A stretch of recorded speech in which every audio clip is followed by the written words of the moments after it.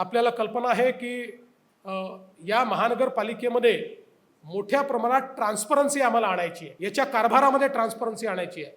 आता पुढच्या काळामध्ये बिल्डिंग प्लॅन अप्रूव्हलमध्ये आम्ही आर्टिफिशियल इंटेलिजन्स प्लॅटफॉर्मचा उपयोग करणार आहोत की ज्या प्लॅटफॉर्ममध्ये तुम्हाला 24 तासात कधीही अप्रूव्हल करता जाता येईल आणि DCR आणि DP आणि जिओस्पेशियल डेटा या सगळ्याचा उपयोग करून आर्टिफिशियल इंटेलिजन्सचं मॉडेलच सांगून देईल की याच्यामध्ये काय बरोबर आहे, काय चूक आहे, काय बदल केला पाहिजे। एक प्रकारे ह्यूमन इंटरव्हेन्शन आम्ही कमी करतो आहोत आणि मोठ्या प्रमाणात ट्रान्सपरन्सी आणतो आहोत। तसंच प्रोजेक्ट्सच्या कॉन्करंट ऑडिटची एक सिस्टीम आम्ही उभी करणार आहोत, जेणेकरून कॉस्ट ओव्हररन किंवा अनेक वेळा वाढीव कॉस्ट या सगळ्या गोष्टींवर आळा आणण्याचं काम आम्ही करणार आहोत।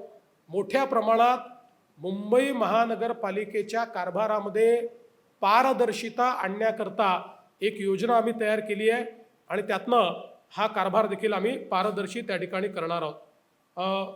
सेफ सिटी करण्याच्या दृष्टीनं मागच्या काळामध्ये आपण कमांड अँड कंट्रोल सिस्टीम उभी केली आहे।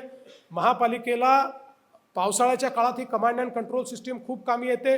आता त्यातही अधिक कॅमेरे लावून आर्टिफिशियल इंटेलिजन्सचा उपयोग करून प्रेडिक्टिव्ह अशा प्रकारच्या व्यवस्था आम्ही उभ्या करणार आहोत, ज्यातनं पूर नियंत्रणामध्ये देखील आपल्याला मोठ्या प्रमाणात फायदा होईल। आपल्याला कल्पना असेल की हे एक वर्ष असं होतं की खूप मोठ्या प्रमाणात पाऊस पडला तरीही त्या मनाने मुंबई थांबली नाही। पुढच्या काळामध्ये मुंबई थांबणार नाही, पावसाळ्यातही अशा पद्धतीनं आपण ही पूर्ण पूर नियंत्रणाची जी व्यवस्था आहे ही व्यवस्था या ठिकाणी करतो आहोत।